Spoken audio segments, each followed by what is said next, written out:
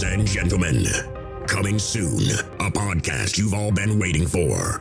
The movie podcast to end all movie podcasts. A podcast that discusses and critiques the best of the best and the worst of the worst movies playing at a theater near you. With a host whose opinions have been deemed as fact by your favorite fact checkers. And that's a fact.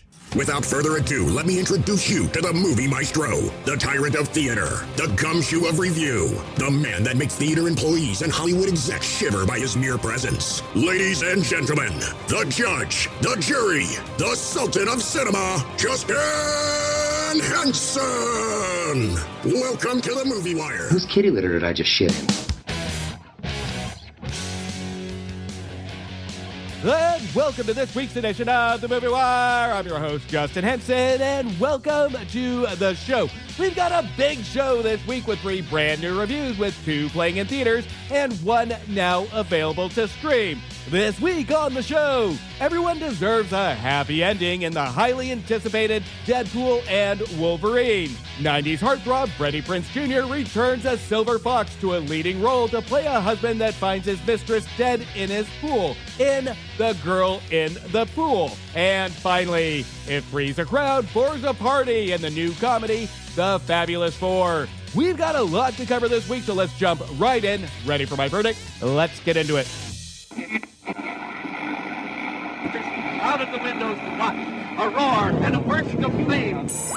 The Movie Wire podcast. We just need people like me. Podcast for hot and trending movies. The Wire. And here we go.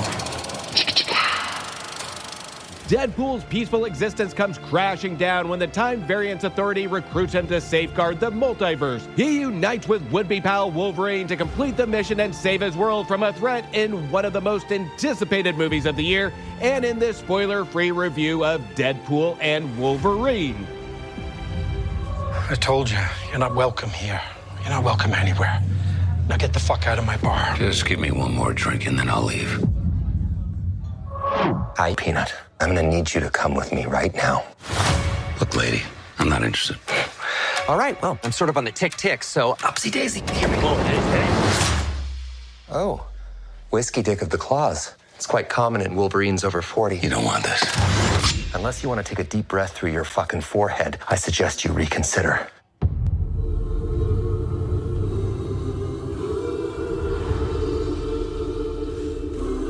I'm about to lose everything that I've ever cared about. Not my fucking problem. Is that what you said when your world went to shit? Come again. This Wolverine let down his entire world.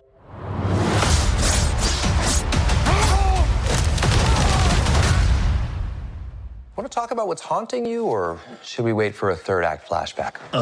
Go fuck yourself.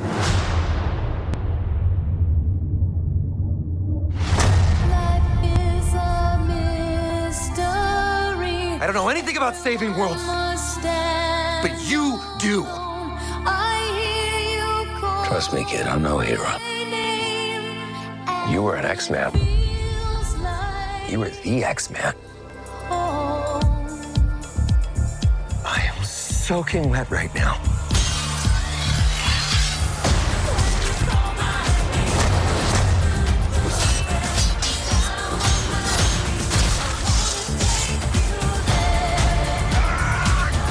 Boys are so silly.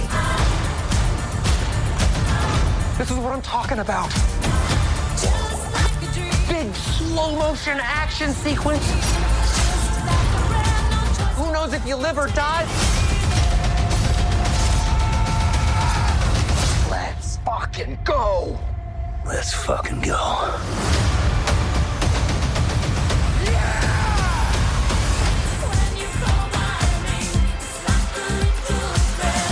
Want to do some cocaine? Hey, cocaine is the one thing that Feige said is off limits. What about Bolivian marching powder? They know all the slang terms. They have a list. Even snowboarding? Even disco dust. White girl interrupted? Even force bump. Do you want to build a snowman? Yes, but I can't. This is just a reminder that I take pride in keeping all my reviews spoiler-free, and there will be no difference in this review. This is a complete spoiler-free review of Deadpool and Wolverine. Now, with that said, let me just get this out of the way. This is the type of movie that reviews don't matter. Nobody cares. Theaters will be flooded with people handing over their wallets to tickets and Deadpool and Wolverine popcorn buckets that are sexually suggested for you to have sex with it. I figured most of you will just fast forward this review to the end and just hear the actual rating. So, before you do that, let me just say this before you do. That Deadpool and Wolverine is a good movie without being a good movie. There is no doubt, for me at least, that this is one of the weakest of the three Deadpool movies when it comes to storytelling. And it is probably one of the more unbalanced out of the three. But it is hands down the most fun you will have compared to the other two films. And the other two films were still a lot of fun, but did have a better balance of comedy, action, and overall storytelling. A lot of the issues I had with Deadpool and Wolverine, I can't say in this review because that would mean spoilers. But there is something very special and fun about hearing the song "You're the One That I Want" from Grease during a fight scene. And there is something that takes it even further down the fun train when you hear "Like a Prayer" during an even better fight scene. And that's what makes Deadpool and Wolverine like a roller coaster. It takes a little bit to go up the track, but when Deadpool and Wolverine really wants to have fun with itself, it really cooks and sends the audience on a free fall, arms up and all, along with the other riders, to a unique experience of pure cinematic glee that will make you get off the ride with a smile. And as I've said it in the last couple episodes, that summer movies may have the entertainment in the moment aspect, but the deciding factor of a successful summer movie, in my opinion, is that it just doesn't entertain in the moment, but rather you are still laughing at yourself for having such a good time after you leave the theater, and then it stays with you. Now, as I was walking out of my theater with my awkwardly wide-mouthed popcorn bucket that made me feel like I should be wearing a trench coat and shouldn't be walking around in public with, and open and honest, we may have made eye contact for a solid 3 minutes in the car while listening to Lady in Red. But anyway, when leaving the theater, I was in a good mood, but I had a long list of flaws with the movie that I thought I had this movie pegged with a rating that I knew I was going to give it, with the main theme of the review stating it's merely what you would expect. But then something happened. As I was watching another movie that night on streaming, I heard Alex Vegda's remix of Like a Prayer echo in my head.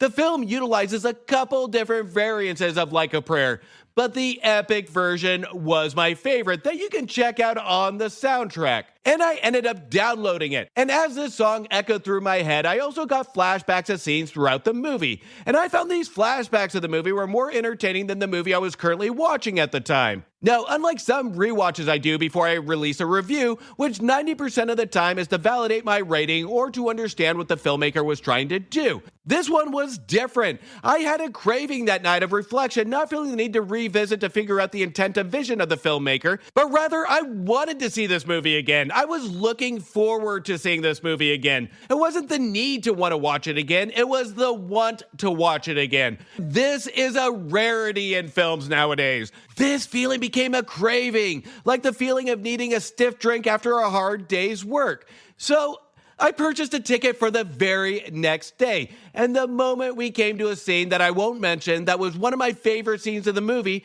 I felt like I just took a sip of that drink and had a sigh of relief. Deadpool and Wolverine has its flaws, and it knows this. And in a Deadpool fashion, it holds up the middle finger and doesn't care. It breaks fourth walls, it pokes fun at both Disney and Fox. It places cameos that are unexpected and smart, even though I had some problems with the design of some of these cameos. And with these cameos, they are well utilized to really add to the theme of the movie. Not only that, but they take Deadpool and Wolverine up another notch to amplify the fun factor. The utilization of cameos doesn't overpower our two main stars, Ryan Reynolds as Deadpool and Hugh Jackman as Wolverine, which, given the friendship between Reynolds and Jackman off the screen, some might think that this would have been an easy chemistry for these two to accomplish. But actually, in my opinion, can be quite challenging given that most of the movie they're teetering at constant conflict and have to stay in their respective contrasting characters, from an intimidating loner to an over-talkative mouth. Even though at times this chemistry doesn't always work outside of the action or doesn't go far enough to build as we get into the climax,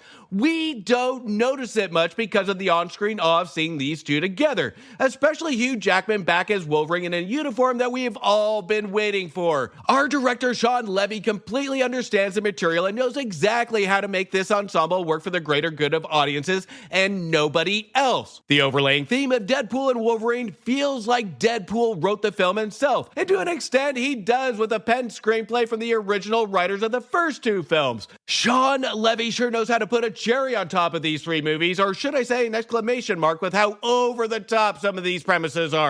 Now, I've kind of touched on it, but let's talk about one of my favorite additions to Deadpool and Wolverine, the music. The previous Deadpool movies have been known to utilize some smart music to enhance the fun factor, such as 9 to 5 by Dolly Parton, Ashes by Celine Dion, All Outta Love by Air Supply, or the MTV Unplugged Take On Me from the second Deadpool. And of course, we have Mr. Sandman or Ray Charles Hit the Road Jack from the first Deadpool. The Deadpool movies have crescendoed into now the best utilization yet in Deadpool and Wolverine. From Grease, You're the One That I Want, NSYNC's Bye Bye Bye, The Power of Love by Huey Lewis, and like I stated earlier, the numerous versions of Like a Prayer. You also have many, many more that will catch your ear. Now, open and honest, without the music, I don't know if this movie would have gotten the same rating that I'm about to give it. But music is a big part of the filmmaking experience and pulling the viewer into that experience. So with that, I'm just going to justify it as it doesn't matter because the music was in it and it was part of the filmmaking vision. And as I continue the review, you're going to hear that word a lot, is vision. Now, when we talk about vision or execution of vision, the Deadpool movies have gone through 3 separate directors, including 2 newcomer directors for the first 2 films, Tim Miller and David Leitch. This time around was a smart decision to bring on a director that knows how to add some fun factor and comedy timing to the mix with Sean Levy, who has previously directed 2002's Big Fat Liar, The Pink Panther, Cheaper by the Dozen, Night at the Museum, Real Steel, and the more recent Free Guy, to just name a few. Levy has a pattern of directing movies that, like Deadpool and Wolverine, are fun or good without being good movies. These films have an added fun factor or childlike drive of engagement. Here in Deadpool and Wolverine, we get a lighter, brighter tone than the previous 2 films, but keeps with the character, keeps with the theme, keeps with the comedy, keeps with the bloody violence. It's just a lighter tone. To me, this works better in tone with the humor and watchability than the previous 2 movies, even though I love the first 2 movies. What more can we want from a Deadpool and Wolverine movie than a movie that taps into the nostalgic feeling of a buddy team-up that audiences were waiting for, and adding more of a brighter, cartoonish tone to symbolize what movie Levy wanted to make, which is a movie for everybody.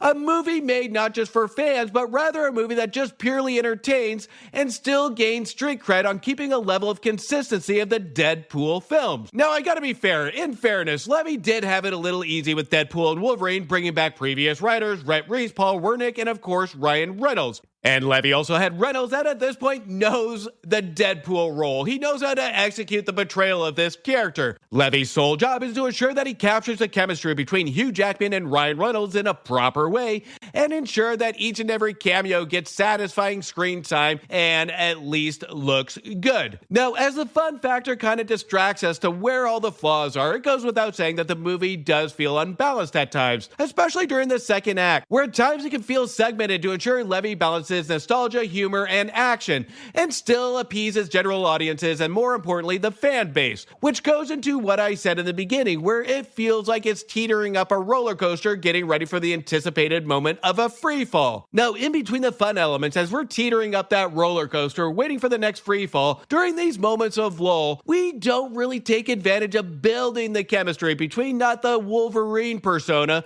but the Logan and Deadpool chemistry. The movie places subtle and mild moments between the two that could have gone into discovery a little bit more, and could have gone a lot further when it comes to dialogue to really build these 2 personas. Deadpool and Wolverine is a dangerous movie to make to attempt to appease everybody and entertain the general audiences. And understand, it's impossible to please everybody, and I'm sure there will be some that will give it a woulda, coulda, shoulda. There are some that will say, I wish this movie did this. I was one of those, but these thoughts never really went through my mind while watching the film, as some Marvel movies do.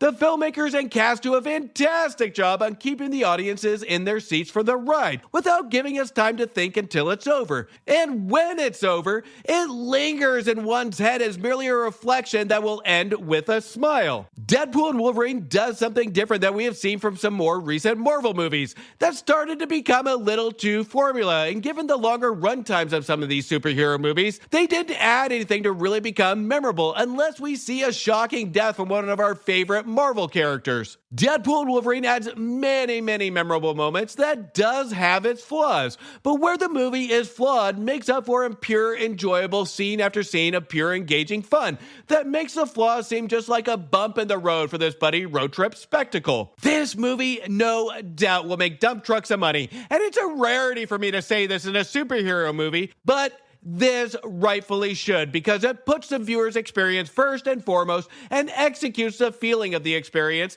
flawlessly. It's been a while since we had an old-fashioned sold-out theater laughing and engaging with a movie theater screen, and I'm happy to say that our Merc with a Mouth knocks it out of the park. Some say that Top Gun Maverick saved movie theaters, and that may be true to some extent, but Deadpool and Wolverine will bring back the experience of something memorable, special, and more importantly, rewatchable to theaters. Now, as I said before, Deadpool and Wolverine is a good movie without being a good movie, and that's okay. It self-realizes what it is and who it's for. Sometimes I just have to put down my notepad and just go along with the filmmaker's intended ride of amusement. I'll walk out with the song "You're the One That I Want" from Grease and "Like a Prayer" stuck in your head for the rest of the week. So for that, and for all the right reasons of going to the theater, I'm giving Deadpool and Wolverine 3.5 stars. Whose balls did I have to fondle? Let's all go to the lobby. Let's all go to the lobby. Now, before we get into the rest of the show, make sure you check out my reviews for movies that just became available to rent, buy, or stream now. Hear how it all began in A Quiet Place, day one that was louder than the last, but quieter in substance, receiving 2 stars. Revenge has never been sweeter, and one of the biggest surprises of the year in a heartwarming and entertaining comedy, Thelma, which received 3.5 stars. On the Run, Bad Boys style in Bad Boys, Ride or Die, which plays like every other Bad Boys movie, only our bad boys are looking more like tired boys, receiving 2 stars. The story of a nation unsettled in Horizon Chapter 1 that has the potential of being something, but we won't know until Chapter 4, receiving 2.5 stars. A mother and her teenage daughter must confront death when it arrives in the form of a talking bird in Tuesday, which felt like Disney After Dark, where Iago from Aladdin gets really dark, receiving 2 stars. You can't see them, but they can see everything in The Watchers, which I was actually thinking that it would really suck if The Watchers actually had to watch The Watchers, receiving 1.5 stars. Studios still pretend that Chris Pratt has a voice talent to put its fame on the marketing to a mediocre movie in the Garfield movie that received 2.5 stars. Freedom belongs to the fearless in The Bike Riders that took me on a long ride of discovery to make me realize, even with its flaws, it was a good road trip, receiving 3 stars. 2 best friends, one already has a family and the other is having a baby after a one-night stand, and life will test their friendship through the good times and the bad. And even at the bad times made me feel like I had a good time in Babes, which received 3.5 stars. And finally, Remember Her, Fury is Born in Furiosa, which isn't as furious as Fury Road, but still a strong, furious 3 stars. You can check out those reviews of my previous episodes, and while you do, don't forget to hit follow or subscribe, and please don't forget to leave a review on Apple Podcasts or Spotify. Now, before we get into the last set of reviews, there is a podcast that if you didn't like my Deadpool and Wolverine review, make sure you check out these fine gents' review of Deadpool and Wolverine in the Talking Smac podcast. The link to that show will be in the description of this episode. But let's hear from the Talking Smac podcast now. Hey Josh, I'm finally ready to do something fun every Wednesday. Alex, finally! We're going to talk superheroes, movies, animation, comics, and much, much more, right? Yes, but we're also going to talk Star Trek. Make it so, my friend. Catch Talking Smac every Wednesday on your podcatcher of choice. We will see you there, Smackheads. Lifelong friends travel to Key West, Florida to be bridesmaids in a college girlfriend's surprise wedding. Over the course of one outrageous trip, sisterhoods are rekindled, the past resurfaces, and there are enough sparks, sex, and romance to change all of their lives in unexpected ways. So this movie wants you to believe in the new comedy, if you even want to call it that, The Fabulous Four. Look at us! The old gang back together again! Oh my God, so glad you're here! Does this look like a sin to you? My gummies are a near religious experience. Why don't you let me decide? Champagne, please. And a tiny bit of weed would be really hit the spot. Here I am over here. Yes, it's Mama. You're gonna be an old cat lady, and you're gonna be alone, and you're gonna have sex with your cats. What? People do it. Emotionally prepare yourself. Marilyn's on TikTok. Material girl in the material world. Got them diamonds so heavy. No. I have a surprise for everybody. What's this? The Kegel ball that Marilyn left for me. Yes. But does it vibrate? I don't think you should be doing this. Lean in, lean in. I want to make a video. I got myself an obsession. Come on, Alice, open the box.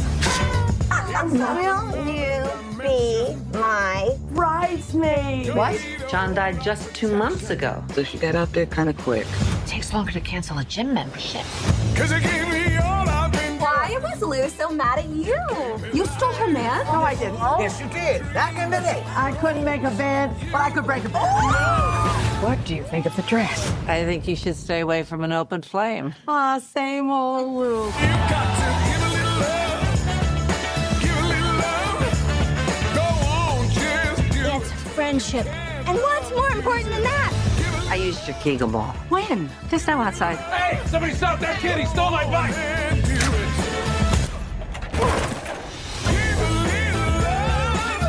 TikTok was mine! You stole it from me! How does it feel? Oh, God! Is it just me, or do we need some champagne? Give a little love. Now, a movie with 4 senior citizens that get put in situational comedy elements, there is a demographic that this was targeted for, and I am not one of it. But with that said, when last year's 80 for Brady came out, I bought a ticket for the first showing in the morning, and it was a closed caption viewing. My initial thought was nobody will see this movie this early and it being closed captioned. When I arrived at the theater, I arrived to 4 senior living buses parked out front of the theater. I walked inside my auditorium to a packed showing full of senior citizens. During this viewing, it was not only full of coughs, clearing of throats, whispers that sound like yells, and instead of just laughing from the audience, I get narration of laughter with members of the audience stating, "Oh, that's funny," instead of just fucking laughing. The reason I bring this up is like 80 for Brady, The Fabulous Four was meant for a specific older demographic,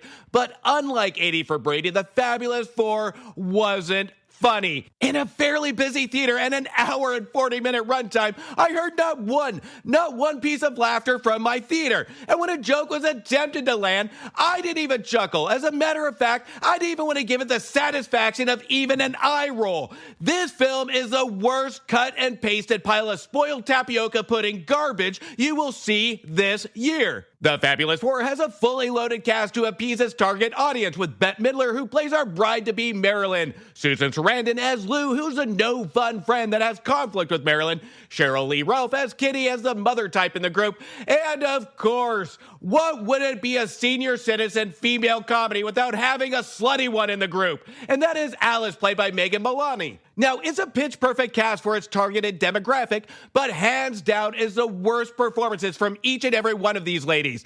The problem we have is that the screenplay by newcomers Anne-Marie Allison and Jenna Milley from 2020's The Golden Arm isn't funny, it's not clever, it's just pure nothingness. All it is cut and pasted from other people's work. And our season cast tries to make something out of nothing, and it just comes across as overacted and forced. especially Bette Midler, whose facial expressions are so overly done, and she has to shout almost every single line. She overpowers the screen, where I can just picture the rest of the cast in their heads begging her to just shut the fuck up. The pen screenplay here just cut and paste cliche after cliche that we've already seen from every single movie like this. But Allison and Millie add nothing of their own creativity into their script. The pen screenplay just cut and paste cliche after cliche that we have already seen from every single movie like this. But Allison and Millie add nothing of their own creativity into this script. They insert a cliche situation, some mild dialogue, with Allison and Millie banking on the situation to be funny enough. It's almost like they watched First Wives Club or 80 for Brady 1,000 different times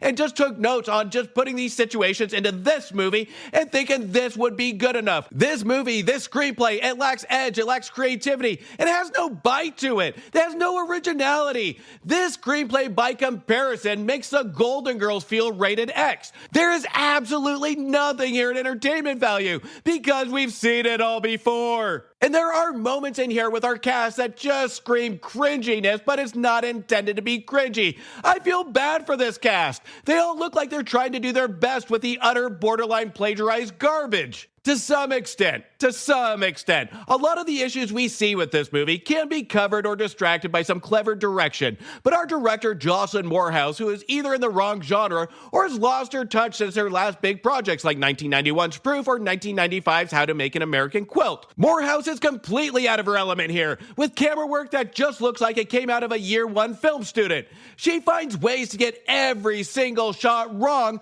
when it comes to capturing moments in a film that could at least be visually amusing. But instead, she ends up making the scene even harder to watch with capturing her seasoned ladies at every angle to make them look and seem uncomfortable with even being in this film. Moorhouse seems to have a hard time knowing where to place a camera, or even not knowing how to give a character direction.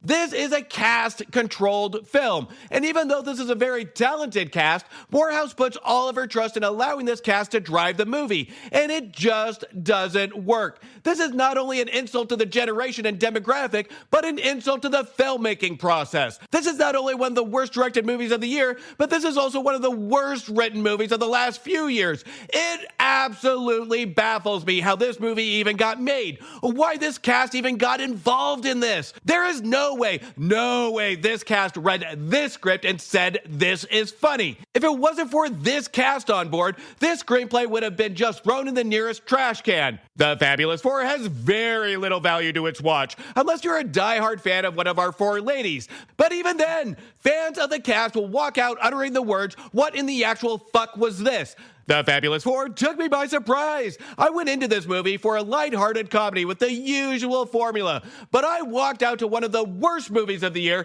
in a sense of anger that for the first time in a long time, I felt I was cheated, and these senior citizens robbed me of my youth. This is also the first time in a long time I had one foot out the door to my theater in the middle of the movie. The Fabulous Four needs to be dropped off at the nearest rest home. I'm giving the Fabulous Four a not so fabulous 0 stars. I think we can all agree that shit just went sideways in the most colossal way. My name is Justin, and I hate fun. A well-to-do family man played by Freddie Prinze Jr. is forced to struggle through a surprise birthday party moments after hiding the murdered corpse of his mistress. In this mystery thriller that's available on VOD right now is The Girl in the Pool. Sorry I'm late. Happy birthday. It's gotten it really close. I have dinner plans with Kristen later. Come on. I just want to celebrate with you. Tom? Tom! You okay? I don't know. What? I love you. But I have a family. Happy birthday. All these people here are here for you. Happy birthday, Daddy. Come here, come on. How much longer do we have to do this? Why are you asking me that? Hey, how's it going in here? Seems like it's not going well at all. Dad, everything's fine. Are you and Mom like getting a divorce? No. Your mother and I love each other very much. Okay, just breathe. Everything's gonna be okay. Were you talking to yourself or your mistress? I see you. I'm just waiting for you to slip. We're just getting towels to go separate the pool. Don't touch that. You hiding something, Tommy, or? Where were you at earlier today, huh? Well, I've been watching you all night, looking over your shoulder. Hey, man, I'm Kevin. I'm just trying to find my wife. I was able to get into her Uber account, and the last location she came to was here, but her phone keeps going to voicemail. She's just trying to set you up. Just stop and admit to my daughter what you're really upset about. I know I let things get out of hand. I'm gonna fix this.